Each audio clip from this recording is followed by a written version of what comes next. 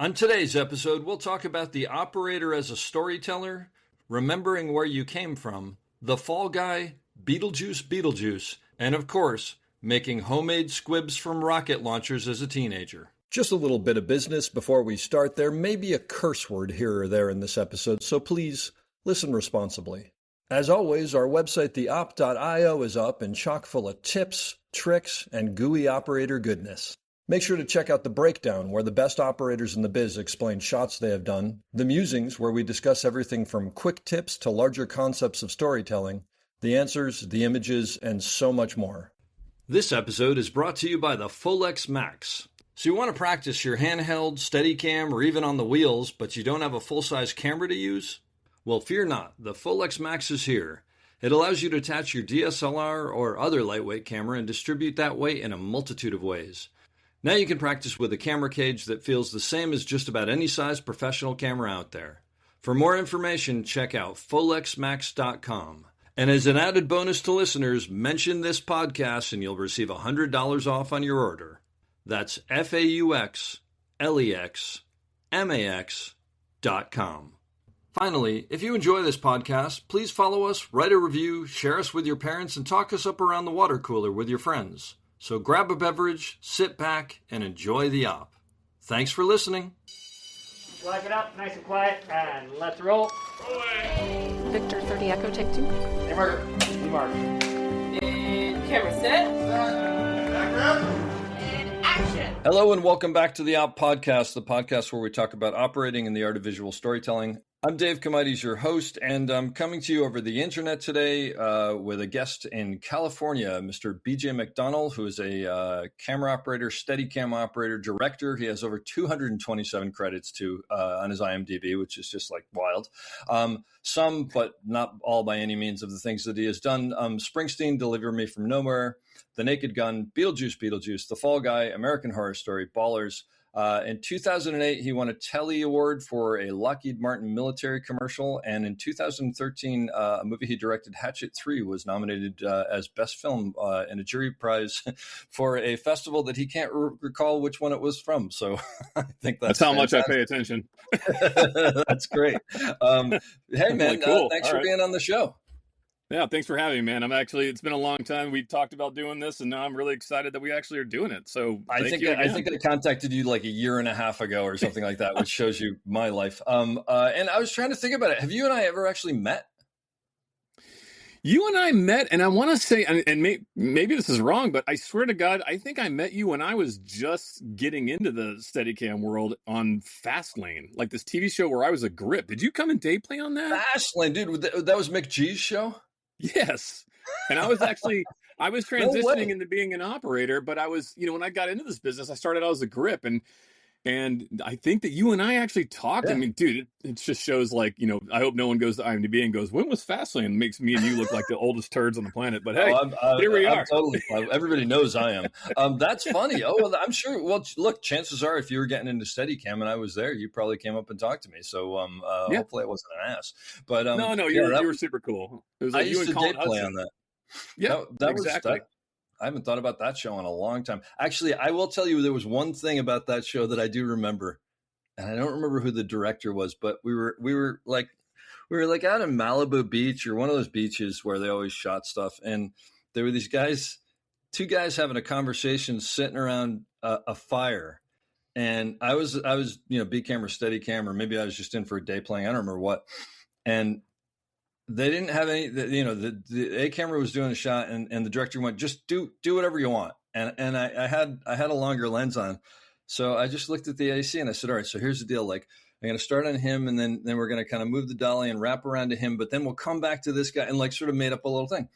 And I remember the director, and it worked. It wasn't perfect. I remember the director came up to me afterwards and went, that was really good. And I went, oh, okay, thanks. And he said, but the interesting thing is, you weren't always looking at the people who were talking. Some of the times you were looking at the other guy. And I'm like, I didn't say it, but I'm thinking like, yeah, that's kind of storytelling there, because it's not about the, and I was just like, well, I'll do whatever I do. But I think that's a telltale thing. And like, no offense to TV directors, but some of the TV directors realize they feel like you always have to be on the person who's talking. That's which exactly in my right. opinion, it's sometimes it's more interesting to see the other person's reaction while while the main actor's talking. I think, and I love that kind of stuff, but Well, yeah, it's a it's difference. also one of those things like the story's not always about the person talking. Sometimes it's actually almost always, completely not. But anyway, that that's that 100%. was my memory of it. But Yeah. well, that's cool. That's a blast from the past right there. So tell me, Yep. how'd you get into the business, and how'd you get to where you are? I've always weirdly, I mean, how far back do you want to go to, like, inspirations, or like, what are you thinking? Go for inspirations. I'm always interested in that. Yeah. Long story short, my grandfather was an actor in Hollywood. So No way. as a kid, I used to come out to LA and stay with my grandparents, and he would take me to film sets. And he was kind of like starting to slow down when I was a young kid and all that. So and he bought me like a video camera back in the day. Like, me and my buddies growing up would like make these stupid action films I grew up in Florida. Oh, that's great. Yeah, so we'd always make these action films or like these horror movies with video cameras, and he was basically the inspiration. And I got into a punk band because I wanted to be a punk rock, like, I wanted that to be my career, and I did that for about 7 to 8 years, and we were doing great, but we were too young to actually, treat it like a business. It's like when it became unfun. It wasn't, the telltale band thing. Oh, so and so got pissed off in Texas and punched the other guitar player in the head, and we all drove home like on tour. It was those kind of things that happened. Dude, I have so many stories about that. I could go on a whole podcast about that. But so you were a legitimate band, it sounds like. I was. Yeah, no, we were on a record label, and we were touring, and it was great. But what was the name of the band? It was called Lick. It's a horrible name, but it was. Right. We did stuff on Lookout Records. We did stuff on Off Time Records, One Foot Records. We toured around the U.S. a bunch, Canada. It was great, but it was, that was like right out of high school, and so when that ended, I decided, you know what? I love making movies. Let me go see if I can actually try to do this and actually make a career out of it. Mm-hmm. So my grandmother, she lived out here. So I left Florida, came out here, went to Los Angeles City College, got a degree in cinema, which I don't even know where that is anymore. I couldn't tell you where my degree is. I have a college degree. Nobody asked me for that degree. But, yeah. I did that. And then my buddy, Jason Smith, that weirdly enough, I grew up with back in Florida, he married a wardrobe girl, and he became a grip, and they moved to LA. And at the same time, he goes, well, let me get you in the business. And I ended up getting into business as a grip. And I gripped for a little while, and then I fell in love with the Steadicam because, weirdly enough, I was so obsessed with the movie Aliens and Vasquez and that whole thing. I thought that was so rad. That's great. And seeing that, not only just being a young kid making movies and trying to tell stories, but also falling in love with the things of like, Vasquez and her, and like seeing that, I was like, wait a minute, I can run around like Vasquez and Aliens with this cool rig on, but make cool shots. And I just fell in love with the art of it. I dolly gripped for a little while. I loved working with the operators. And that was my path. And I said, you know what? Like I as a grip, I loved what I did as a grip, and it taught me a lot of things, a lot of life lessons, a lot of like measuring and cutting and things that I didn't know growing up in Florida, because I was like a complete BMX surf bum. It taught me all sorts of great stuff. And, and then I just didn't feel like when I see the things that I worked on, I was like, yeah, I set some flags, or I pushed the dolly and I boomed up, and like, I wanted to tell the story. I wanted to be the guy behind the camera. That's great. And that's how it became. I went and took the the Steadicam course before Tiffany even had owned, I think they just bought the Steadicam patent. And you remember who taught the course? Jeff Haley was one of my teachers. It was one of his first time teaching. It was also Jerry Hallway, obviously. Oh God, who else was there? Oh man, I forgot there was a female op, and she was great, and I can't remember who she was. I can't remember her name, but she was awesome. Lori Hable. Oh yeah, okay, yeah, that sounds right. Yeah, I believe that was who it was. Huh? And yeah, there was a couple other guys, but that was it. And like, it was one of those things where you go to the course and you put the rig on for the first time and you go, yeah, this looked awesome, but Jesus, this thing's heavy. And I don't know if this thing's going to be the right career path, but it's one of those things. Even now, it's like, when I'm off work for, a little amount of time, it still feels like the same time when I go to, like, you put the rig on, it takes about a week to get your body back into it again. You know what I mean? Right, and then you're fine for the rest of the shoot. But it's like, it just takes time to acclimate.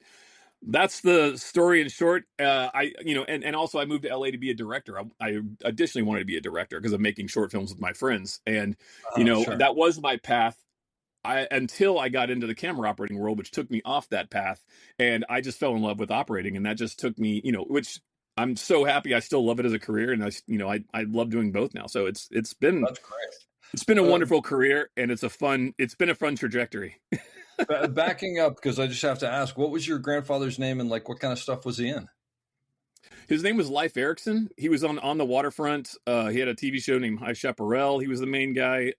He did like Abbott and Costello meets Captain Kidd. He was in the original Invaders from Mars. He did That's cool. so much stuff. So it was fun, like growing up as a kid. Like they'd have all these old, like, when I'd come out to California to visit my grandparents, they'd have like all these people like that I had no idea who they were, but they were like all these weird, like famous people that, as a kid, you're like, oh, that's your friends, So it was so cool. That's great. Yeah. That's like old Hollywood right there.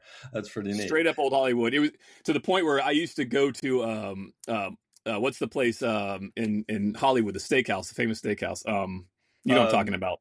Musso and Frank's? Musso and Frank's, yes. Yeah. To the point where even when I came back out here to go to school, my grandmother we would go to Musso and Frank's long after my grandfather passed away, and the waiter that used to wait on my grandparents was still waiting tables at Musso and Frank's, older than shit. I hope I can cuss on this, but and he was, and my grandma's like, oh, this is so and so, he's been here for so and so long time, and like we knew it, and so I just love the fact that it would like.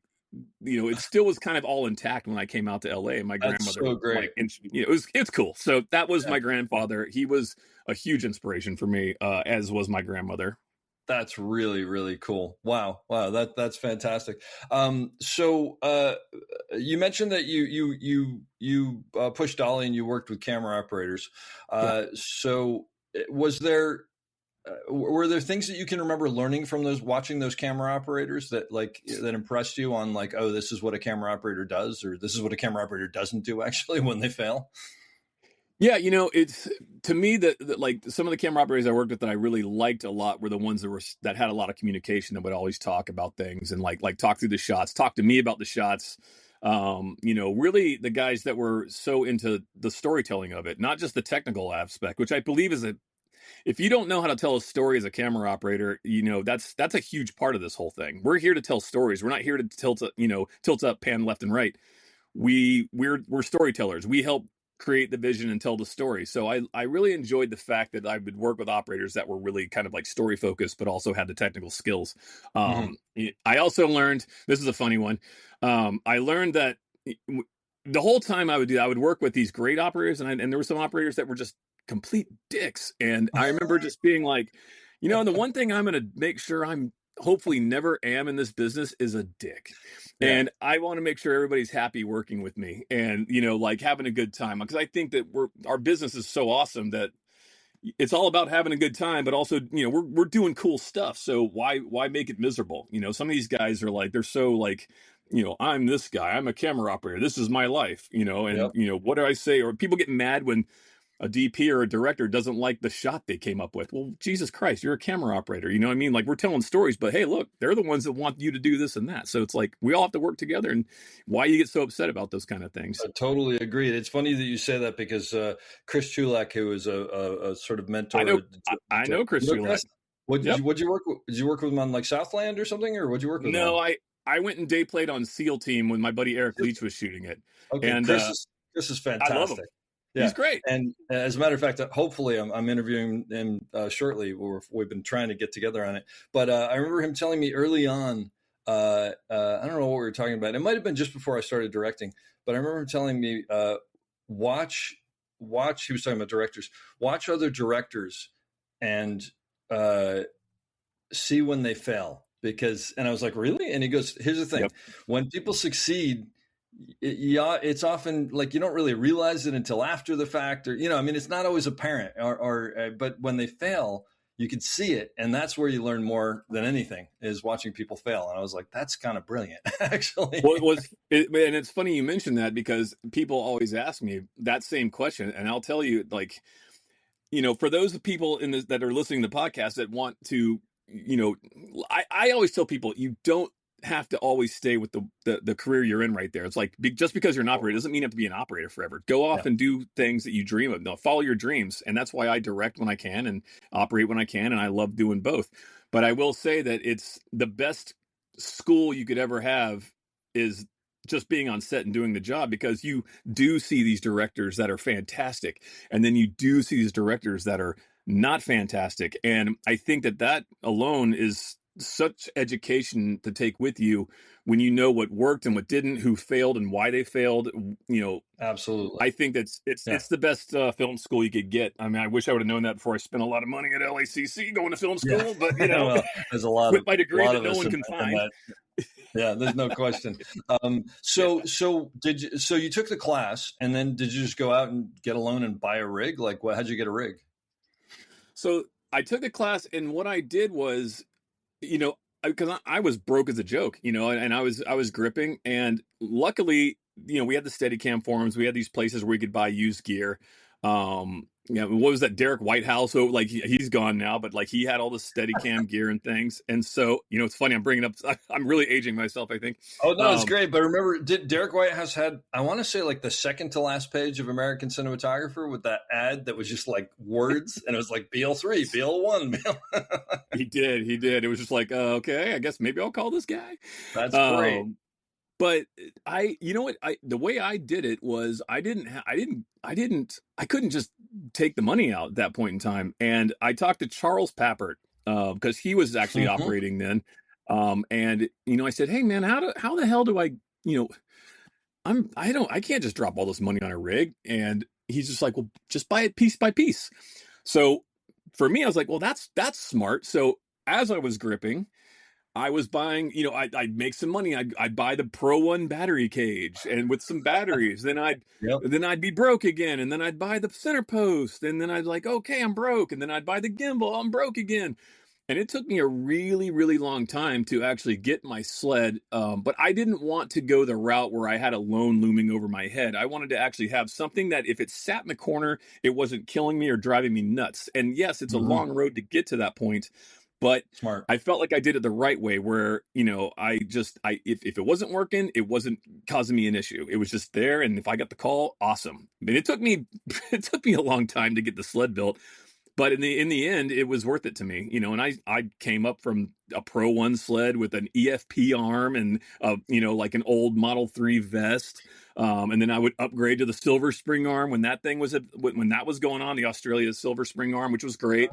And then finally I had enough money. I as working, I ended up getting a Pro arm. And I'll never forget going to George Paddock and Pro when they were here in LA. And I remember bringing cash for that thing. And it was the most money I'd ever spent in one swoop. And I remember Ashley, I think it was Ashley, yeah, that was there. And I remember holding the cash, and like we were there, and she had the arm in the bag, and I'm like, I couldn't let go of that cash. I was having the hardest time. It was like 20 grand originally, I think, right? 20. Yeah. It was like 24 because I got all the springs and everything, but it was okay. Yeah. I looked at this stupid thing in this little bag sitting there next to me, and I at this point in time, I think I drove like a Isuzu Via-Cross piece of shit, but this arm was more expensive than the car I was driving, and I was so stressed out, and we just had this moment of like staring at each other and she's like, okay, you can let go now, and I'm like, and I let go of the cash, and I took the Pro arm, and there you go. That's great. That's great. Actually, it's funny you say that about the car, because now I think about it, it's like, yeah, I used to drive around this crappy Subaru, and the gear in the back was worth 8-9 times more than the car was. I never thought about that before, but 100%. We all did it. So that's now, what, out of curiosity, around what year were you talking to Pappert? Did Pappert give you that advice? You remember? I want to say that was the first season of Scrubs. Which was like 2002. Okay, so it's very likely that he was living downstairs from me at that time. I had a house in Silver Lake, and he used to rent the place underneath me. Yeah. I love Charles to this day. Like, I mean, he gave me such great advice, and to be honest, he was the one. He's who told me how to get the rig and how to do it. And I didn't even think about that, because I was, when you're starting out, you think you just have to go, I got to get the whole thing. No, you don't. And that was the beauty of Pro at that time, is you could buy it as pieces. It wasn't like, Yep. just you had to buy the one big sled, like the Master Series that came out looked like this crazy contraption. Yeah. Oh yeah. Yeah. Yeah, Exactly. Yeah. yeah. But so what did you first start? Did you start doing like student films, music videos? Like what was your start? So that goes back into being a grip again, which is a fun way.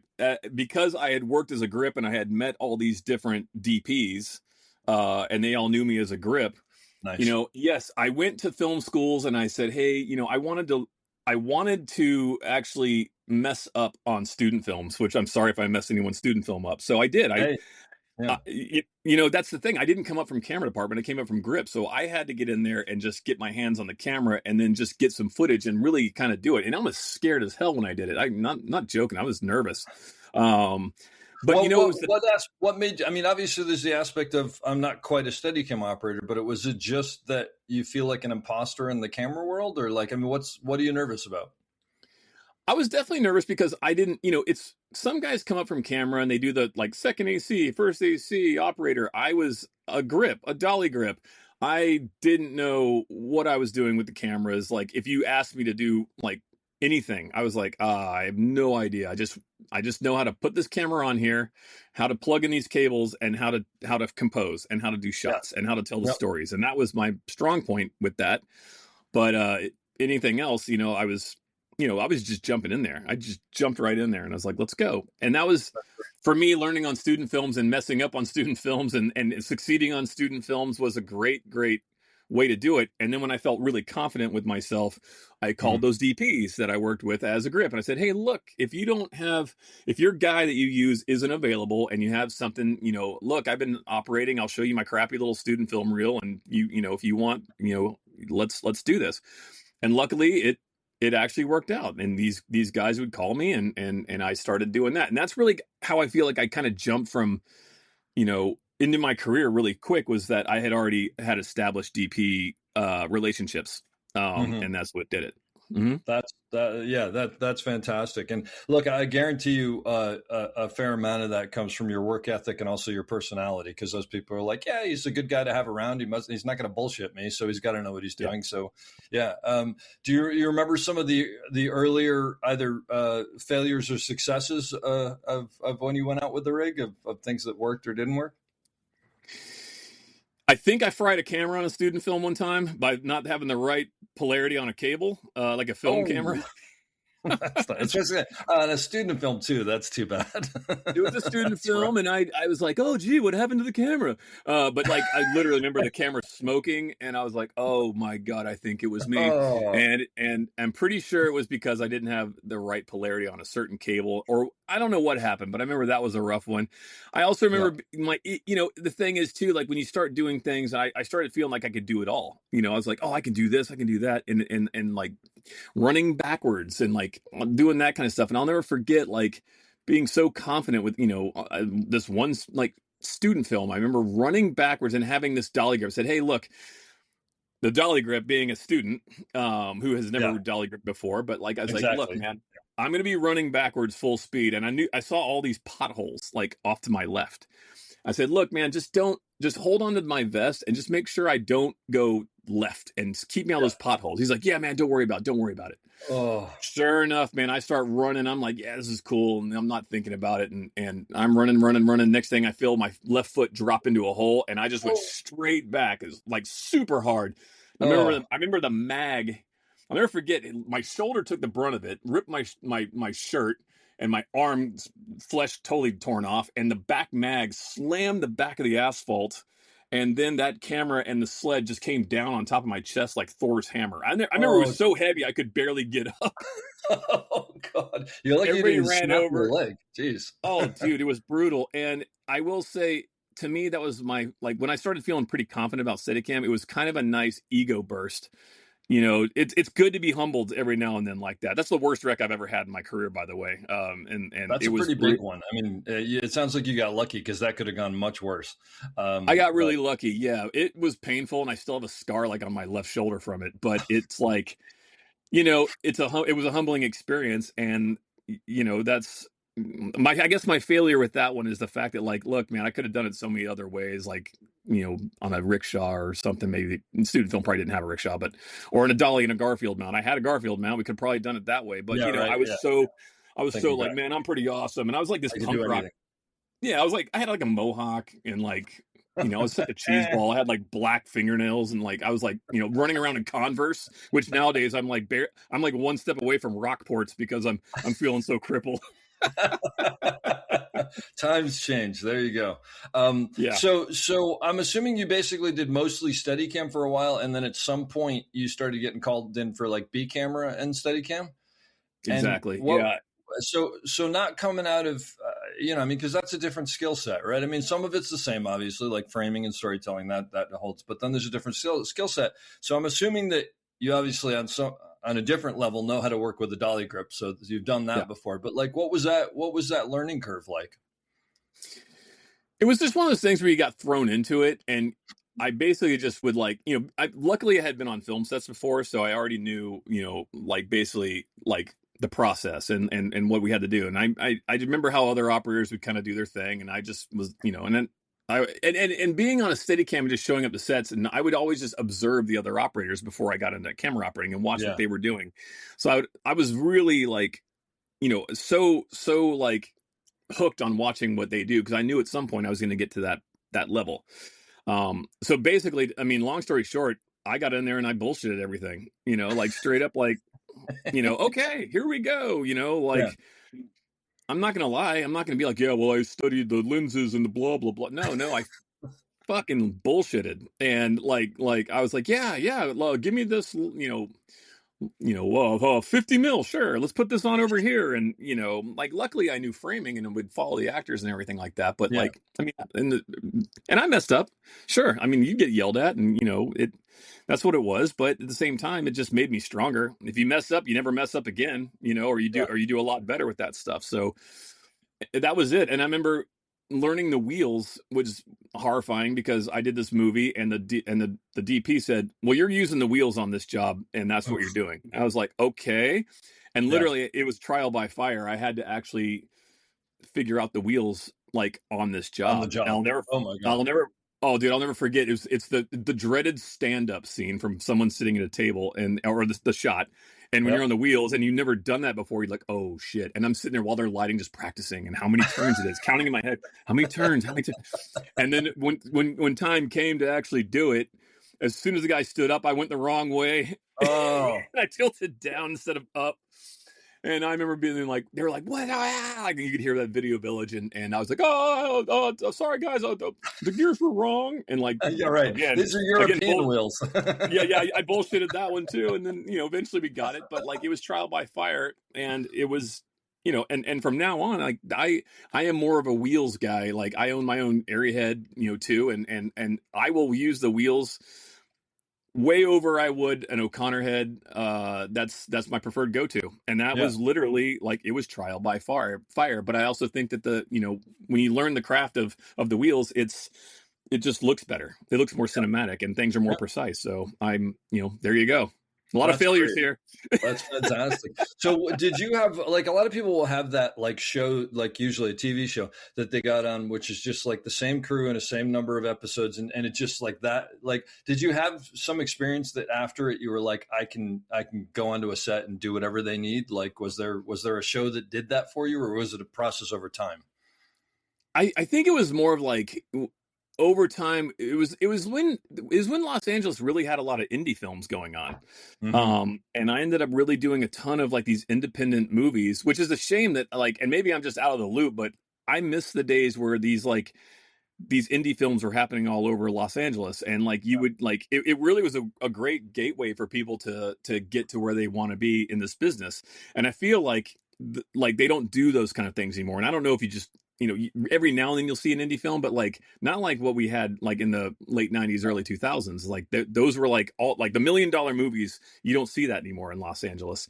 And so I think that like a lot of the stuff that I started on was those kind of things, and I got very confident with that. And then to the point where I started doing like things that were like on TV or doing a movie that actually went to the movie theater, I had already got to the point where I felt pretty confident in getting in there and like I would be Gotcha. okay.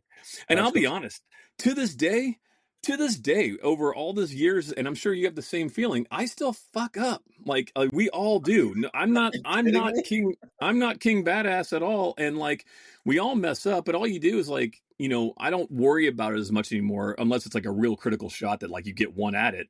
But other than that, it's like, okay, you're going to get to go again. We're not doing stage performance theater here. It's like where you have to get it on each take.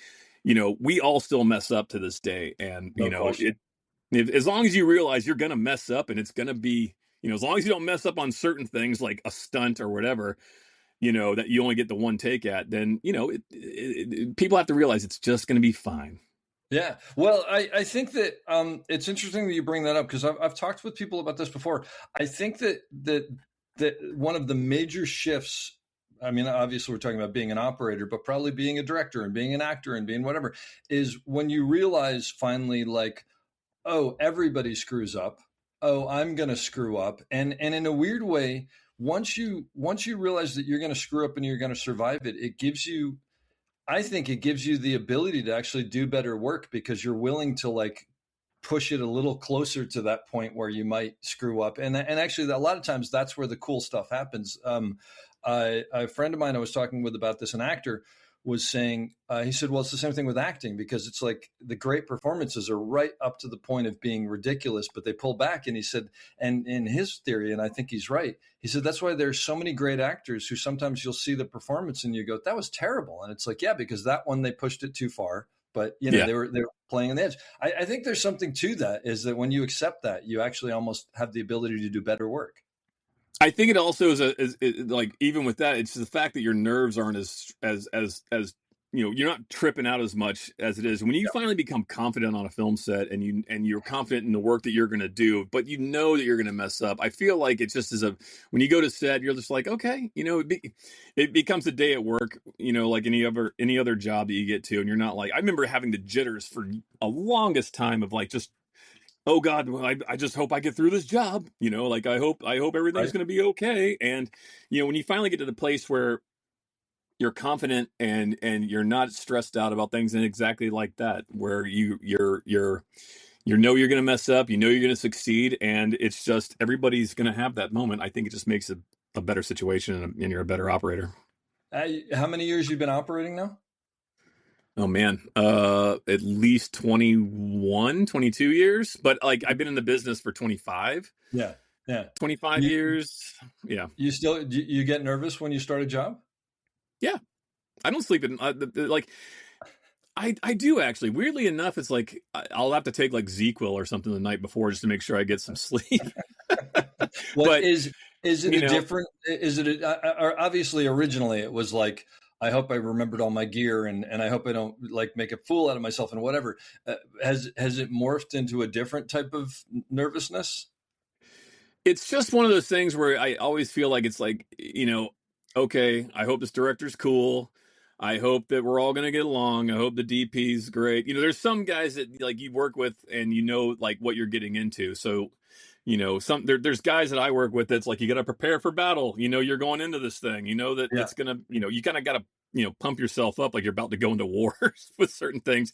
And I think it's like that. You just don't want to mess up and you just want to do a good job and make sure that you're doing the right thing. And usually like after day one, it's like, okay, I'm fine. Right. Everything's going to be okay, So but I still think that for me, it's, I don't find myself as being like this, I don't come in being a hero or anything like that. I'm just coming in to do a cool job and do my job well and do it the best I can, and I think it's just in me. It's just me personally that like, I will still get nervous on day one, or the night before. I'll tell you, having done, I don't know, 140 of these now, I'll tell you, it's not just you, it's all of us. I'm sure. Yeah.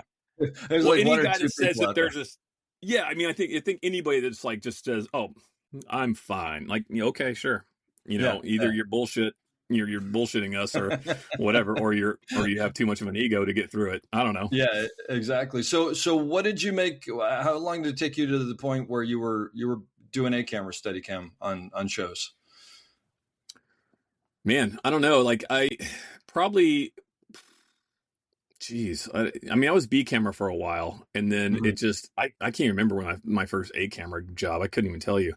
Oh, okay. Going back that far, like it was a long time ago. I did a lot of B camera steady first, and did it that way. But there was also, again, going back to the indie films, we'd only have one camera, and if I was the camera operator, I was a camera. You know what I mean? So there you kind of get that credit right there, and you're like, oh, cool, I'm an 8-camera. All right, and everyone's like, oh, he's an 8-camera guy. Yeah, right. Sure am. All right.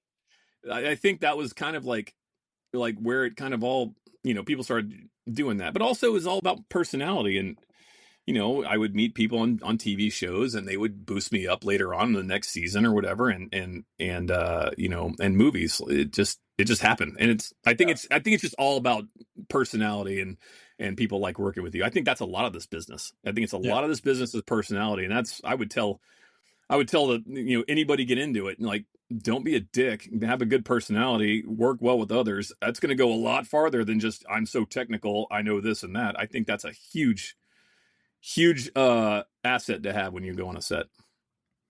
I'll tell you on that note that I don't usually watch these things. I think I was on a plane or something like that, and Think for the Fall Guy came up, and the two stars who was it? Ryan Gosling and who was in the Fall Guy? Emily Blunt. And Emily Blunt, they were talking about something or other. And at one point he just went, and our camera operator, BJ, did like, it named you by name. And she was like, oh my God, he's the best. And he would get up and running on the sand and this and that and the other. But it was literally, I think I was on a plane actually, because I remember looking around and being like, come on, everybody listen to this. Like, how cool is this? These people are like on it, because those things are fairly programmed, and they've got their points to hit. And I'm sure you weren't one of them. But they were sincerely like, he was fantastic. And it was such a cool shout out. It was great. Yeah, everybody started texting me being like, did you see this? I'm like, I had no idea. I'm so oblivious to anything at the time. Because like, to be honest, when I'm off work, all I'm thinking about is like snowboarding or surfing or mountain biking or going camping. And but like, I'm like hanging out with my wife. Probably, and it's like, where's me and my wife's next adventure going to be? Oh, look at this, honey. And like the people started sending me that. And I was like, oh, that's really, I mean, to be honest, like it's rare to see like actors give a full shout out to an operator or things like that. It's very, like, people get it, but it's like, I thought that was really nice of them to like, pull that out of the hat. And, because we got worked pretty hard on Fall Guy. That seems like a really hard movie to do. I love that we did it practically. I love that most everything in that, like all the stunts were like practical, and everything. We were there doing that stuff. And yeah, the beach, there was this beach scene that like, there's this one like Steadicam shot when she's trying to explain these shots, and we're moving all over the place, and these people are coming up and explosions are happening behind them and helicopters are flying by. And it was all timing in that stuff. And that's stressful to make sure that I'm not the guy that messes up. The actors get their performance and all these things going on around you that if you don't hit your mark or you don't do the right timing, it's not going to work out. You're going to have to reset and do it. And it was a pretty long take on beach sand. And that was just one of them. We did another one that was like 8 minutes long, and I almost died. And we did it at golden hour. And it's the very beginning where Ryan Gosling gets his face scanned, and he talks to this girl at the machine, and then he goes out a trailer, and we follow behind him, and they go out and he meets the stunt coordinator. Well, that scene cuts, all of a sudden they're all of a sudden in a dune buggy, and he's going a roll, whatever. Yeah. But that scene went on for like 8 minutes. Of course it did. It never made the movie. It never made it. It was so brutal, and it was painful. And that happens a lot. You try to do your best, and things get cut. I did another thing on this TV show called The Offer, and Sal Totino called me in, and there was this crane step off, the opening shot of this TV show, The Offer. And we came down, we went through this parade, we find Giovanni Ribisi, we kind of cruise through, it's all these people, and then you go into this restaurant, and we end up sitting down, and I turned it on. I was like, let's see how that shot came out. And I turn on the thing, and it shows the crane going down, and it cuts to inside the restaurant. It's deadly. You gotta be kidding me. That's the worst. Well, actually, I don't know about you, but what's even worse for me, and these don't sound like those situations, is when you're doing a massive shot and you know that they're going to cut in the middle of it. They may even use the second half of it, but you know they're going to cut, and you go, "Can't we just do these as two pieces? It'll be better." No, we want it all as one, and then it goes exactly the way that you thought it would. 100%. And that's kind of how that Fall Guy shot came out. I had a feeling, I was like, in my head, I was thinking like, I don't know, man. Like the shot wasn't so engaging that it's going to keep the audience like really glued to their seats, and they just kind of like Ryan and the other guy were just kind of rambling on about things. They were telling a story, and it just went on. And I kept thinking to myself, like, they're never going to use this whole thing. Like they're never going to use this whole shot. And sure enough, they didn't. And well, it's funny that you mentioned that other Randy shot on the sand, because I do remember watching that, and I couldn't even listen to what they were saying, because all I was thinking was that poor Steadicam operator is walking around on sand for 4 minutes or whatever, and it had, I mean, like my legs were cramping up watching it. It's just, that's the hardest thing in the world to do. It's horrible. Well, the funny thing is that shot I'll never forget. Like we did it a few times, and I was starting to get pretty gassed out on it, and I remember going up to Ryan Gosling and going, look, because originally I would go and I would push as the dune buggies come in. I'd push up to a tight 2 shot of him and Winston before and then he gets out. And I told Ryan, I was like, man, I'm getting pretty beat, dude. And like, this is like, I forgot how many takes we did. Maybe it was take 5 on this or whatever. But like, Beach Sam was killing it. I don't know. We did a lot. And it was always a big reset, which luckily gave me a break. But, big reset. But I told Ryan, I said, hey, look, at the end of this take, if I don't come to you, if you don't see me pushing into you, come to me. And he's like, and Ryan's such a bro. He's such a rad. He was like, yeah, man, yeah.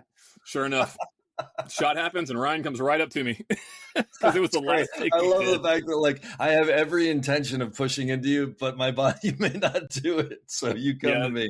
And the fact that he totally got it too. Oh, that's great. That's wonderful. Yeah, I've heard nothing but wonderful things about him, but that's really good to hear.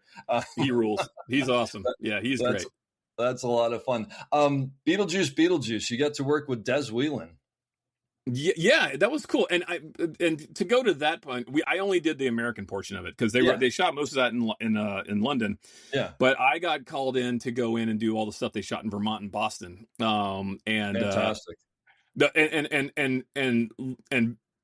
BJ McDonnell, Beetlejuice 1 fan, was like, it's funny because there's certain movies you're like, you just go do it. And then there's movies that mean a lot to you. When I got that call just for that bit of the American part of Beetlejuice, I was so pumped about that because one, Tim Burton is a huge inspiration for me, director wise and visionary wise. I love everything. Like I have some of his art in my house, which I bought and I love that guy. And he's awesome, by the way. If anyone is out there is wondering how he is personally, he's awesome. But yeah, we got to do that stuff, and I worked with Des, and I was just so stoked to be a part of that. And it was funny because Jenna Ortega's in that movie, and I directed her in Studio 666.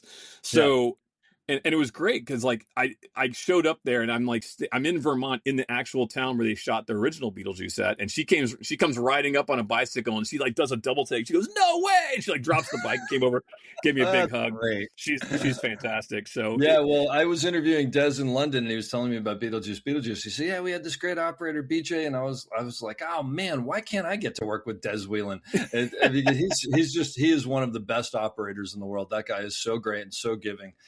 He was great. Was Tim Burton? I mean, was he the kind of guy that you could sit down and talk to him about his movies and directing and whatnot, and pick his brain from your point of view? I'm never that guy that ever approaches unless they approach me. I won't do that stuff because I just feel like it's, if the timing was right and we were at a restaurant somewhere having a dinner for some reason, I would talk about it. But like, I'm more of like, If I'm getting hired to do a job, I'm there to do the job, and I'll talk to them if the opportunity presents itself. Sure. But I just stepped back and watched Tim do his thing, and it's again going back to the thing where you learn things from directors and that are good, and you can learn from the bad. And I was so impressed just watching Tim and watching his process, and just I would see kind of his ticks when he would do things, and it was really great to watch. And he would. When you're sitting there and you do a shot and then he calls cut and he looks over at you and he looks at you and he like gives a thumbs up like, yeah, was that good? And you go, yeah. And you're like, and he's like, all right, let's go. He was like that. And it was so cool. Like Tim Burton just gave me a thumbs up, and at the end of the shoot, he gave me a big hug and I was like, oh dude, I just hugged Tim Burton. How cool is that? Like one of my one of my heroes, so That's fantastic. Well, there's also that part, and I've been there before, where you're like, after that happens, you're like, Tim Burton just asked me if the shot was okay. Like, why is Tim Burton asking me things? Yeah, totally. That's great. But it was cool because in the town that they shot Beetlejuice in, they rebuilt the house on the hill. That house wasn't originally there. They rebuilt that thing, and it was massive. And then Des probably went all into that, and they just they fixed up the town, they redid the bridge. It was just kind of a neat thing as the young kid in me that loved Beetlejuice, being actually in that town and seeing all this right in front of me, and just being like, man, I'm so lucky to have this opportunity, and I just, it's one of those things where in so many jobs you just take with you how lucky and grateful you are to have these moments. And I think we're all very lucky when we get those moments. There's no question about it. And I'll say on the flip side, there's sometimes when I've been on jobs that either are just tough for whatever reason they are. I mean, all jobs are tough, I think, but some of them are just like pure joy, and some of them are a little bit of a grind, as we've all had. I try to sort of I try to step out of myself and go, dude, you would have killed to be here when you were a kid. Yeah. Like, you're here, like you made the show, and then it's like, okay, so it's like, I got to look at this a little differently. I don't know if you ever have those, you got to reset yourself sometimes. Right. And I feel like, I agree with that. I feel like if there's a moment, and is there a moment where you're just getting kind of cranky about things? And I usually try to keep my experience or what's going on with me, if I'm frustrated internally. I try not to let it show on set. Never let them see you sweat, as they say, or get angry. But it's like you have to turn around and go, you know what, man? Like, BJ McDonnell, the Dolly Grip, you're here now. Right. Like, how cool is this? Like, man, so just suck it up and enjoy the fact that you're here, and they chose you to be here, and there's a reason why you're here. So you always have to kind of reset. I agree. That's fantastic. How was Springsteen delivering from nowhere? This is a funny one, honestly. Like Masa, the DP, who's fantastic. I love his work. He operates almost everything. I was there as the Steadicam and A operator, but like, I really was more of like the B guy, and I did get in there a lot, but Masa really was, he handholds thing. He's really in control of that. I got the A camera credit, but like that was basically through my deal memo, I think. But Masa was more the operator on that than I was. I'll tell you straight up. Like, some people wouldn't even say that, but like, Masa did a great job. I did a lot of operating on it, and I did the Steadicam on it, and there was days though, like when they were in a small room where I would sit on the truck and like, I would write. I would take that time to go write things for directing or try to get a pitch going. But it was a great experience, and I loved watching Masa work, but he's got his own thing where he does that mostly. He's mostly the operator. Did you guys do big concert stuff there, or was a lot of that like AI and not AI, but whatever? No, we did. We did that stuff. The end of the movie, like the last week of shooting, like we actually shot the Stone Pony where he used to go and play. Awesome. Like, we were actually there. Whether that was real or not. That was real. We were at Stone Pony, and it was really neat. And we shot right there. We were there for like 2 weeks. And we would, all his stuff. I was the only thing, the big concert that they do at the end, I wasn't there for, because that's when my house burned down. Geez, and the fires. That's right. Your house burned down. Oh wait, and am I wrong, or do I remember that this was your grandfather's house too, that he had like built or something like that? It was my generational home, and I ended up buying it out of the family trust when my grandmother passed away, and I bought it outright from my sister and my mom. It was just it's been my home as a young kid. That's where I would come to go visit my grandparents from Florida. I would come out to, so it was very, I don't want to we don't have to get into all that, but it was a tough thing to see and tough thing to do. And I'm still dealing with it, trying to get the thing rebuilt, but it's a mess. Sure. Yeah. Oh man. I left about a week early because, as we were sitting there at the crane, and my wife was calling me, telling me how bad the fire was, I was like, oh my God, it's getting real. And I remember looking on my security cameras, and as soon as and I remember the director was right behind me, and as soon as my camera came on, my cars were all, on fire. All my cars were on fire. Oh my God! I stood up from the controls. I was like on the screenshot, and I remember like almost being very weak at the knees and just being like, I got to get out of here. I got to go home. And Disney and the director and Moss and everybody, they were like, we got to get you out of here. And I flew Wow. out that morning, and yeah, But that was that. most importantly, everybody was okay. Nobody was hurt. No, nobody was hurt. My wife got, her daughter and her daughter's boyfriend out, and our animals, and Good. that was it. Like she got some Wow. paintings out that meant a lot to us, like some of the Tim Burton stuff, some Clive Oh Barker my God. paintings. I had two H.R. Geiger, like real H.R. Geiger art that we Wow. got out. I'm a big art guy, so and these are all movie people that I love their Yeah. art. Yeah. So Yeah. over Yeah. the years I collected it. She got that out, thank God, but we lost absolutely everything else. She didn't even get her clothes out. Wow. If you don't mind me asking you, because you don't meet that many people who experience something like this, I can completely understand, obviously, how negative that is. Are there things that you bring out of it that end up being positives almost that change the way that you view things? Or like, I mean, uh, is that a weird question to ask? I don't know. No. I mean, look, we're in it right now still. We don't even have a building permit, and that's the hardest thing is that we're trying to Yeah. still get that, and it's been over a year.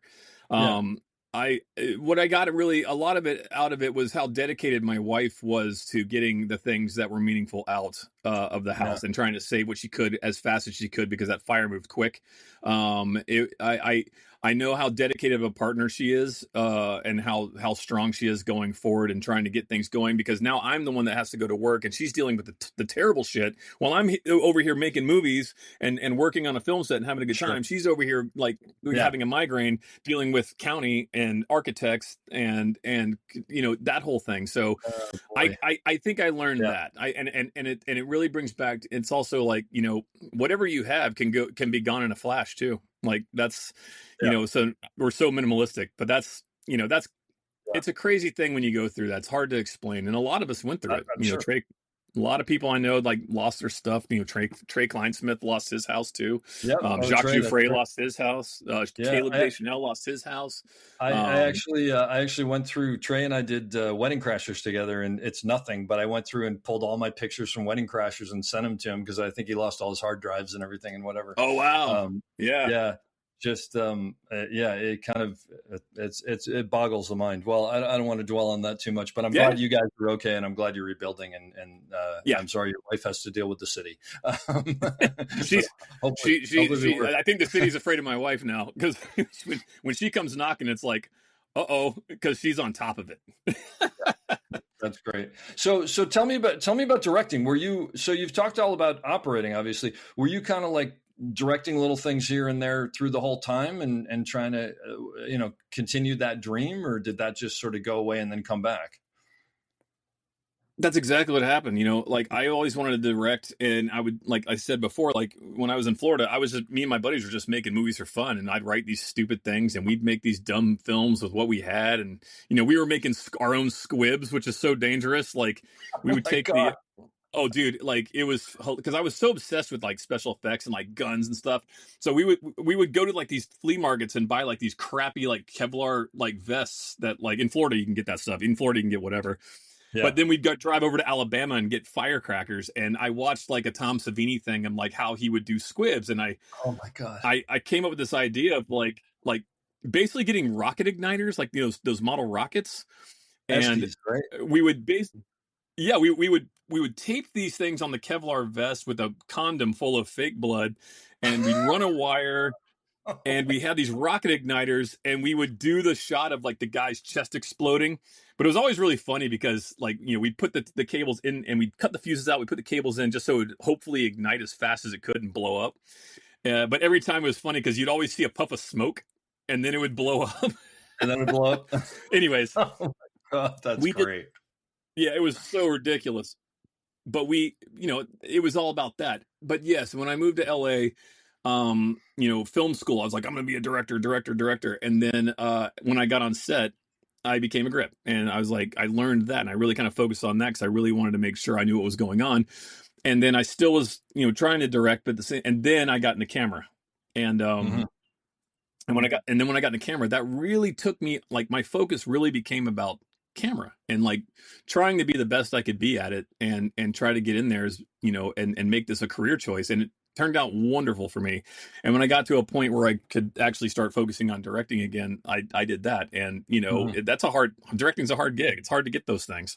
It's years and processes. So it's, yes, my focus was shifted, but then I'm kind of back at it. And so like now I just work on projects and I pitch and hopefully something goes. If it does, great. If it doesn't, fine. I'm not freaking out about it. It's like, So tell me about the Foo Fighters. That's what it is. How did that come about, and what was that like? So that was all came about with my buddy Jim Rhoda and John Ramsey and Brandon Trust, who's a DP, a friend of mine who also directs. And Brandon was going to do that one. He couldn't do it. Jim Rhoda and them talked to Dave. I believe that I had directed and wrote some Slayer music videos. And I believe like Jim's like, oh, here, talk to BJ. He's done these Slayer things. They're crazy for what they did. And then Dave was like, okay, yeah, let's chat with him. Send him the concept of what I want to do. And let's talk to him. Let's talk about like what he would do, like who his influences are, blah, blah. So they sent me his idea and I was so excited about it. So I just sat down and I had like a meeting in like 2 days. So I just made like a real shitty lookbook or like an idea book of like what I wanted to do.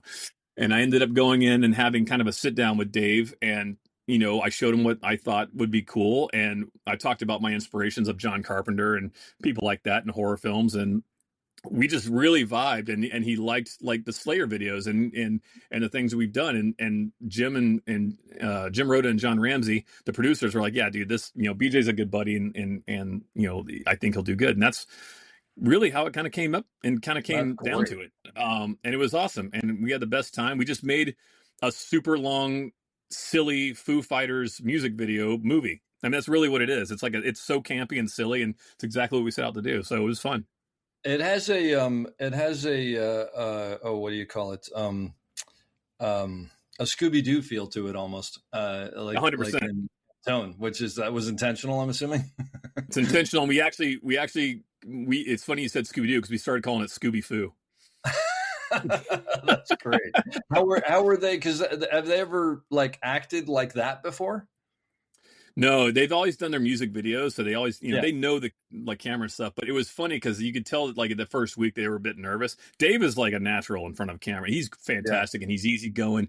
The guys I could tell were a little bit nervous, but my whole thing was like, I remember telling them, say, hey guys, look, don't even get nervous about this because you guys aren't playing like a written character. You guys are playing yourselves. So just be yourselves, right? Yeah. Be yourselves. And here's our script. We have it right here.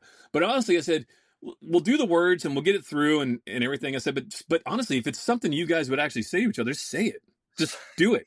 And if you guys riff, great, because we have 2 cameras and we'll get all that. We'll get the footage, and if it goes off rails and we love what you're doing, we'll keep flowing with it. You know what I mean? And I think a lot of our better stuff came out of the fact that when they got comfortable and they started having their band banter, which is always funny, being in a band and being around band people, that stuff came out better than what was on the script. So it was just a lot of fun and it became a real collaborative thing. I was really happy because the crew was having such a great time, and that's very important to me that everybody the crew is having fun. Everybody's laughing. Nobody's pissed off. It's like, everybody's like, I'm all for, like, somebody says, dude, BJ, what if they did this? I'm like, that's a great idea. Let's try that. It's all about collaboration, and it was great. We had the best time, other than the fact that we got shut down with COVID and had to shut down for 6 weeks and then come back and finish it. Oh my God. That is what it is. But when you're directing, are you able to like not watch the camera operating? Can you forget about it? Or are you still drawn to it? I have to walk away from the camera operating. I won't do it. If there's something that's specific that I want to do, I'll basically be like, hey, look, this is what I want to end up doing. And there's a few times when things I've directed where I've jumped on and said, just when things weren't working out right, I'm like, I'll do this. But for the most part, I want everybody on set to do what they're there to do. And I trust, the people that are there. I want them to do the job. And honestly, it is hard because if I'm on the camera, I quit watching performance. I start watching framing. And I feel like I would step away and just let the guys do their thing, be confident who you hire, and watch the performance, watch the acting, and quit. It's hard to step away from the framing aspect to the performance aspect. Yeah, that's why I ask. But you, so basically, when you're not on the camera, you can tune that out a little bit and just watch the performance. Yeah, for the most part, and that's the thing. It's like that also boils down to trust the people you hire. My whole thing is if you surround yourself with the best possible people you can, it's less of a stressful situation than being like, well, who's this guy? And then you go and then you're like, oh shit, like this, oh no, yeah, trust is everything. There's no question about it. Yeah. Trust is everything, and making sure that I think that the better directors and people, or even camera or whatever, just surround yourself with the best people you can, because you're going to get a better product regardless. And everyone's there to do hard work and trust what they're going to do. That just makes everything better. Then makes my job easier because I can focus on what the actors are doing, and I'm a big believer in that. What's been your biggest learning curve as a director? Biggest learning curve as a director, I mean, honestly, going back to like focusing on performance and not the framing. Like, honestly, that was coming from camera world. That is probably one of the hardest things that I had to learn was like, the actors need my attention. The actors have questions. I need it, instead of being like, oh man, like, watch out the edges and, this kind of shit and headroom. I'm like, no, like if it's noticeable, I'll say something about it. But at the same time, it's, I think it's the hardest thing was actually, learning how to just make sure that I'm working with the actors and the performance, as well as still talking about what I want to do shot wise. That's a big important part of directing as well. You don't want it to become just this cookie cutter piece of shit. You want to have creativity to the whole situation too. But that also goes with having the right director of photography on board and making sure that they are there to deliver that. Sure. Going back to camera operating, if someone came to you who had no idea about the film industry, no idea about your job, no idea about whatever, and you had to explain to them the job of the camera operator, what would you tell them? Explain the job as the camera operator? No, and not knowing. So, wow, that's a tough one, because I always say, like, you got to know the politics of the set. You got to know. I think that knowing politics on a set is probably the most important lesson that you can start off with. Is like, tell me, really. What do you mean? What do you mean specifically by explain that? I think it's one of those things where you have to know, and every set's different. So, how's this director going to work? When I go into a set, I try to see how the DP works. And I want to mold myself into doing what he wants, how this director works. And then when I see their ticks and what works and what doesn't, I try to get myself to a place where I know I'm going to work well with them, and I see what they respond positive to and negative to. Also being able to delegate around the grips and the electrics and everybody around, because they're all going to come to you with questions, because you're usually the one guy that's right there on set. I'm sure everybody talks about this, but everyone usually comes up to me and like, what, BJ, what's this? Or where's, what do you see over here? Or whatever. And you got to really have an answer for all that while you're trying to work out these shots and trying to make sure you're giving the director what he wants and knowing how he works and knowing how the DP works. Because, some DPs, they just want a light and they want you to work on the shot and they set it up. Some DPs want to actually set the whole shot. And if you don't hit that mark from A to B and it's not exactly what you did, you're going to get an earful. So it really is one of those things where politics on set, I think, is a huge thing you need to learn. And that's where it goes back into me starting off as a grip. I think that was instead of me jumping into like just all of a sudden being a camera guy, I took my time and learned and failed, and succeeded as a grip, and I really got to know my way around set and know what department does what and what who when to step in, when to step back.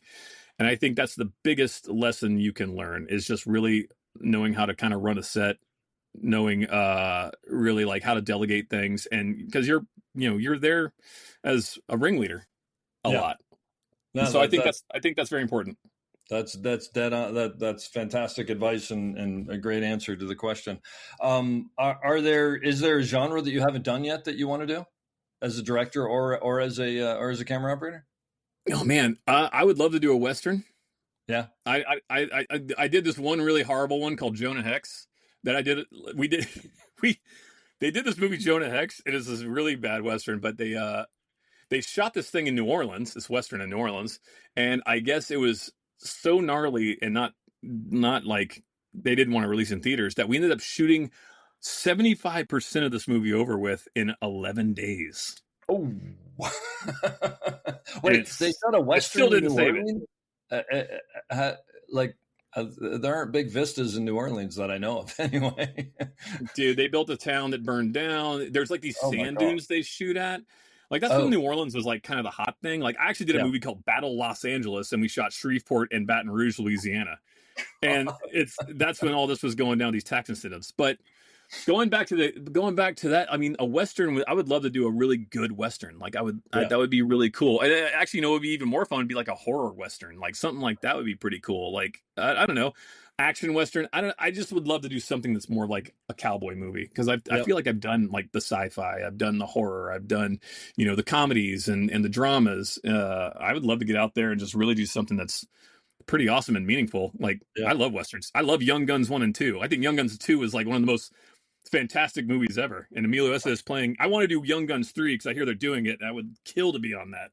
There you go. Well, it's out there now. Hopefully, it'll happen. One of the things that you've sort of, it seems like you've touched on a couple of times here is your relationship with actors, Yeah. and can you just talk about that relationship with actors? Like, how do you go into a set where you don't know the actors, and how do you sort of figure out what they need and what you should be? Because I think there's something, you were saying every set you're adapting to the director and the DP, but I think you're also adapting the actors too, right? 100%. Huge part of our job. Can you just talk about that a little bit in your experiences? Well, now it's like if I have enough time and I like before a job and I know who the actors are going to be and I know somebody that's worked with an actor, I'll sometimes ask, hey, how's this person? Like, what do you think? I'll give somebody a call and get advice on them, and just see like what their tics are, if they're cool, if they're not cool. When you get on set, sometimes you don't have any information. And usually week one or even the day one, you kind of you'll see like, you'll know if they're approachable or if they kind of are standoffish or they just, not being jerk. Like some actors just don't want to like even chat. You know what I mean? You just kind of just go, okay. And you just step back and let them do their thing. And, some actors won't even hit their marks and I'll never forget doing a movie, where the director wouldn't let me talk to the actors. And if they didn't hit their marks, I couldn't say anything, or I couldn't tell them, hey, can you lean a little on your left when you hit the marks? I'm shooting them like this over here. Like, there's certain things. It's one of those deals. You just got to know, like, and going back to the actor, the actress that like this one job I did, well, many jobs, but this one particular, he's like, you can't talk to my actors. I'm like, okay, great. And I told the DP, and the DP's like, oh my God, Was it just a control issue, or was there some major? He had a major. Oh, okay. The director had very much a control issue, and That's a larger problem there. Yeah, a big problem. But then you just kind of got to roll with it. But the funny thing is the actor came up to me later and goes, hey, if you need to give me a note when he's back his turn, just give me the note. And I'm like, I got you. So I would do that. I'd be like, I'd wait till the director kind of turned around. I'd be like, hey, blah, blah, blah, blah, do this. Okay. It's unbelievable. I love the fact that like it's like we take something that can be really hard and we make it harder for no reason whatsoever. Good Lord. Some people just have to do that. And I don't know why. I don't know if it's a control thing. I mean, look, that's the thing going back into what we do. You're going to work with all sorts of different personalities. The director could be a complete douchebag and that's their whole thing is they want to have control. And it's just like, it makes the job harder. But again, you have to adapt to it. If you don't adapt to it, you're going to be let go or you're not going to get along with them. And that's just the way it is, and as long as you're adaptable and you can kind of just get through it, you get through it. Yeah. How do you, what's your relationship like with the AD on set? It depends on who the AD is. That's true. That's a big question, actually.